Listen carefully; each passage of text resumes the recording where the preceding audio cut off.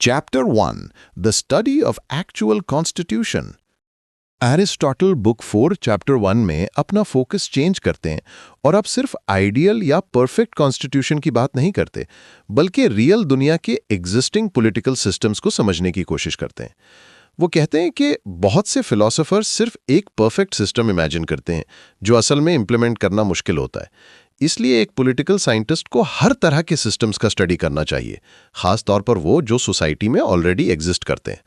यहाँ एरिस्टोटल का अप्रोच ज़्यादा प्रैक्टिकल और एम्पिरिकल हो जाता है, जहाँ वो ऑब्जर्वेशन और रियलिटी की बेस पर एनालिसिस करते हैं। वो फिर कॉन्स्टिट्यूशंस को क्लासिफाई करते हैं, जहाँ 3 सही फॉर्म्स हैं, मोनार्की, एरिस्टोक्रेसी और पॉलिटी, जो कॉमन गुड के लिए काम करते हैं, और 3 बिगड़ी हुई फॉर्म्स हैं, टिरनी, ओलिगार्की और डेमोक्रेसी, जो अपने फ़ायदे के लिए चलती हैं।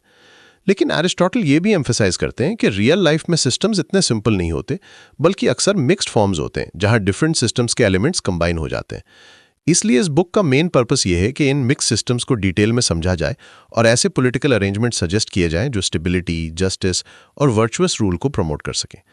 यानी एरिस्टोटल के लिए पॉलिटिक्स सिर्फ थ्योरी नहीं बल्कि एक प्रैक्टिकल साइंस है जो रियल दुनिया को समझकर बेटर सिस्टम्स बनाने की कोशिश करती है। Chapter 2 Democracy and Oligarchy as Primary Types Aristotle chapter 2 में यह समझाते हैं कि दुनिया में ज्यादातर कॉन्स्टिट्यूशंस डेमोक्रेसी और ओलिगार्की के दरमियान होती हैं। उनके मुताबिक डेमोक्रेसी वो है जहां ज्यादा लोग यानी आमतौर पर गरीब रूल करते हैं, जबकि ओलिगार्की में अमीर लोग पावर में होते हैं। लेकिन वो ये भी बताते हैं कि ये सिस्टम्स इतने सिंपल नहीं होते बल्कि इनके अंदर भी वेरिएशंस होती हैं। मसलन डेमोक्रेसी कभी ज्यादा इक्वल होती है और कभी कम। ये डिपेंड करता है कि इंस्टीट्यूशंस कैसे हैं। इसी तरह ओलिगार्की भी एक जैसी नहीं होती, कुछ में छोटी सी एलीट रूल करती है और कुछ में थोड़ा ब्रॉडर ग्रुप होता है। उनका मेन पॉइंट यह है कि असल फर्क इस बात पर है कि सिस्टम किस बेस पर खड़ा है, फ्रीडम यानी आज़ादी या वेल्थ यानी पैसा। एरिस्टोटल ये भी समझाते हैं कि छोटी छोटी चीज़ें जैसे प्रॉपर्टी रिक्वायरमेंट्स एक्चुअली कॉन्स्टिट्यूशन का रियल नेचर बताती हैं। इस तरह वो दिखाते हैं कि किसी भी सिस्टम को समझने के लिए उसके इंस्टीट्यूशंस और स्ट्रक्चर को गहराई से देखना जरूरी है। Chapter 3 indicators of constitutional character Aristotle chapter 3 में यह बताते हैं कि किसी भी कॉन्स्टिट्यूशन को समझने के लिए सिर्फ नाम देखना काफ़ी नहीं होता, बल्कि उसके इंस्टीट्यूशंस को डिटेल में देखना ज़रूरी होता है। वो कहते हैं कि हमें यह देखना चाहिए कि ऑफिसेज कैसे फिल हो रहे हैं, डिसीजंस कैसे लिए जा रहे हैं और जस्टिस का सिस्टम कैसे काम कर रहा है, क्योंकि ये सब चीज़ें असल में सिस्टम की रियल नेचर को रिवील करती हैं।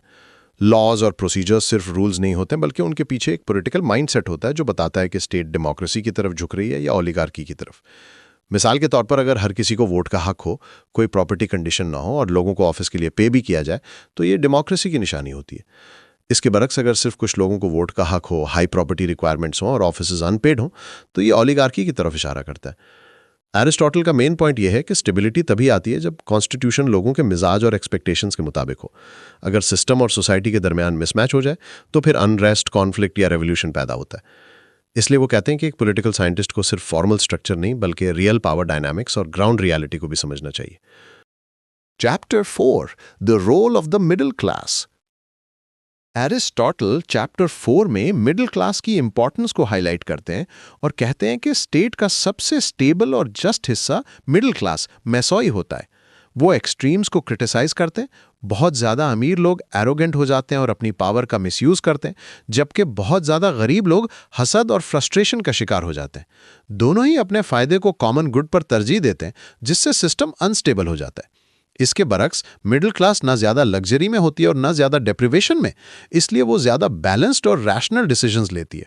एरिस्टोटल कहते हैं कि अगर किसी स्टेट में मिडिल क्लास स्ट्रांग हो तो वो डेमोक्रेसी और ओलिगार्की दोनों के एक्सट्रीम से बच सकती है। यानी ना तो सिर्फ गरीब डोमिनेट करते हैं और ना ही सिर्फ अमीर, बल्कि पावर बैलेंस्ड रहती है।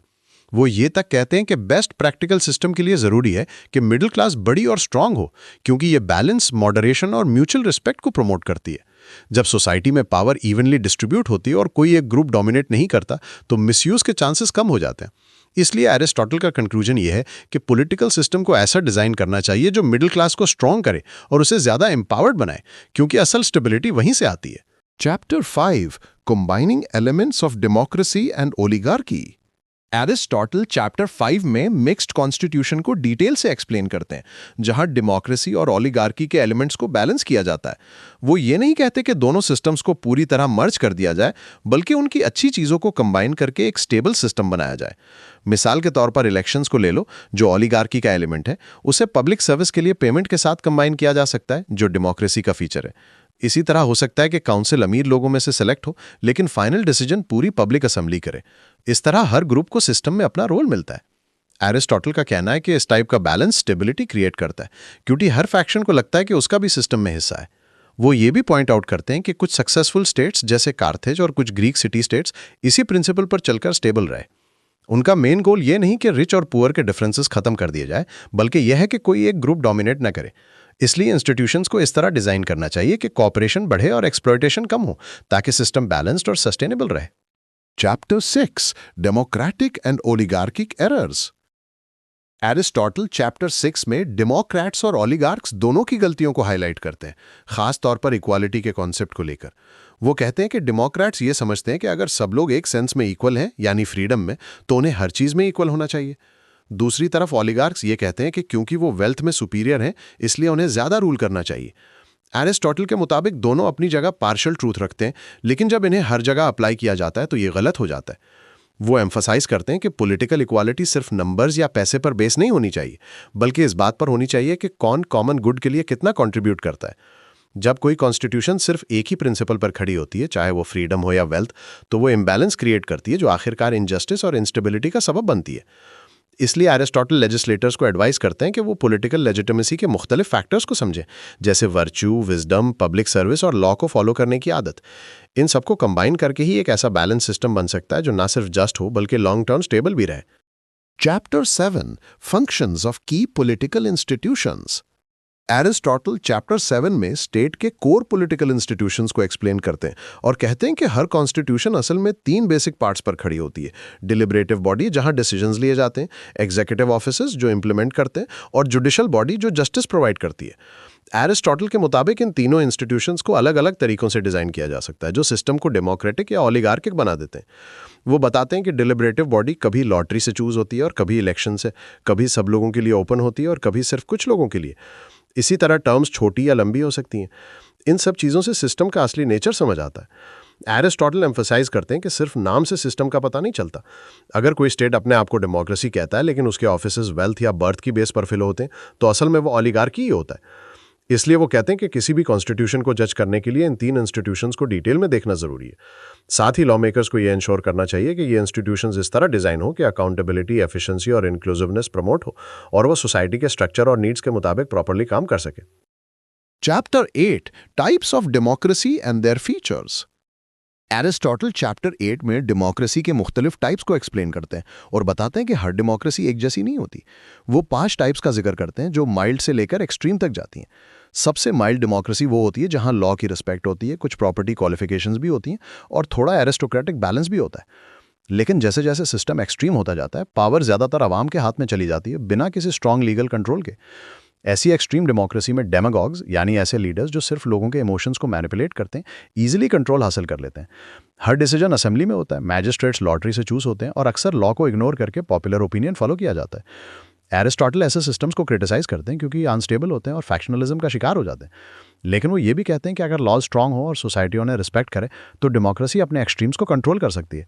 उनका फाइनल पॉइंट यह है कि डेमोक्रेसी तभी सस्टेनेबल होती है जब लॉ को इंपॉर्टेंस दी जाए और ऑफिसेज को वाइजली डिस्ट्रीब्यूट किया जाए, ताकि ना मॉब रूल हो और ना ही सिर्फ एलीट का कंट्रोल हो। Chapter 9, types of oligarchy and their features. Aristotle book 4 के इस हिस्से में ओलिगार्की के टाइप्स को एक्सप्लेन करते हैं और बताते हैं कि हर ओलिगार्की एक जैसी नहीं होती, बल्कि उसमें भी डिफरेंट लेवल्स होते हैं। वो 4 टाइप्स का जिक्र करते हैं जो इस बात पर डिपेंड करते हैं कि पावर कितनी लिमिटेड है। सबसे बेसिक ओलिगार्की वो होती है जहां सिर्फ अमीर लोग रूल करते हैं, लेकिन प्रॉपर्टी क्वालिफिकेशन इतनी स्ट्रिक्ट नहीं होती। लेकिन जैसे जैसे सिस्टम एक्सट्रीम होता जाता है, पावर सिर्फ छोटी सी एलीट के पास चली जाती है, जो अक्सर हेरिडिटरी होती है, और प्रॉपर्टी रिक्वायरमेंट्स बहुत हाई हो जाती हैं। ऐसे सिस्टम में जुडिशरी और बाकी इंस्टीट्यूशंस पर भी उन्हीं का पूरा कंट्रोल होता है। एरिस्टोटल कहते हैं कि ऐसे एक्सट्रीम ओलिगार्की ज़्यादा स्टेबल नहीं होती, क्योंकि जो लोग सिस्टम से बाहर होते हैं वो बगावत करते हैं और खुद रूलिंग क्लास के अंदर भी कॉन्फ्लिक्ट्स पैदा हो जाते हैं। इसलिए वो एम्फसाइज करते हैं कि ओलिगार्कीज को सर्वाइव करने के लिए अपने आप को मॉडरेट करना पड़ता है, यानी ज़्यादा लोगों को सिस्टम में इंक्लूड किया जाए, ऑफिस को रोटेट किया जाए और लॉज को रिस्पेक्ट किया जाए। उनका मेन पॉइंट ये है कि अगर सिस्टम बहुत ज़्यादा एक्सक्लूसिव हो जाए तो रिजेंटमेंट बढ़ता है, लेकिन अगर थोड़ी इंक्लूजन हो तो ऑर्डर मेंटेन रहता है। इसलिए एरिस्टोटल सजेस्ट करते हैं कि ओलिगार्कीज को कुछ डेमोक्रेटिक एलिमेंट्स भी अडॉप्ट कर लेने चाहिए, जैसे कोर्ट्स को ज़्यादा लोगों के लिए ओपन करना या मॉडरेट असेंबलीज इंट्रोड्यूस करना, ताकि सिस्टम की लेजिटिमेसी बनी रहे और रेवोल्यूशन से बचा जा सके। Chapter 10 institutional design and constitutional survival. Aristotle book 4 के आखिरी चैप्टर में एरिस्टोटल इंस्टीट्यूशनल डिजाइन और कॉन्स्टिट्यूशनल सर्वाइवल को हाईलाइट करते हैं। वो कहते हैं कि सिर्फ अच्छा कॉन्स्टिट्यूशन बनाना काफ़ी नहीं है, अगर इंस्टीट्यूशंस ठीक तरह से डिज़ाइन नहीं किए गए तो वो भी गिर सकता है। स्टेबिलिटी इस बात पर डिपेंड करती है कि गवर्नमेंट का फॉर्म सिटीजन्स की नेचर, रीजन की ज्योग्राफी और उनकी हिस्टोरिकल ट्रेडिशंस के साथ मैच करे। एरिस्टोटल लेजिस्लेटर्स को सजेस्ट करते हैं कि वो लॉज और स्ट्रक्चर्स को रियल कंडीशंस के मुताबिक बनाएं, ना कि सिर्फ आइडियल मॉडल्स इंपोज करें। एक स्टेबल कॉन्स्टिट्यूशन को इंश्योर करने के लिए डिलिब्रेशन, एग्जीक्यूशन और जजमेंट का बैलेंस जरूरी है, ताकि जस्टिस प्रमोट हो और फैक्शंस कंट्रोल में रहें। साथ ही सिटीजन्स को एजुकेट करना, उनकी सिविक पार्टिसिपेशन को इनकरेज करना और शेयर्ड वैल्यूज कल्टिवेट करना भी इक्वली इंपॉर्टेंट है। एरिस्टोटल कहते हैं कि कॉन्स्टिट्यूशन की प्रिजर्वेशन सिर्फ लीगल फॉर्म पर नहीं, बल्कि मॉरल डिसिप्लिन, बैलेंस्ड पावर और ज़रूरत पड़ने पर कंटिन्यूस रिफॉर्म पर भी डिपेंड करती है।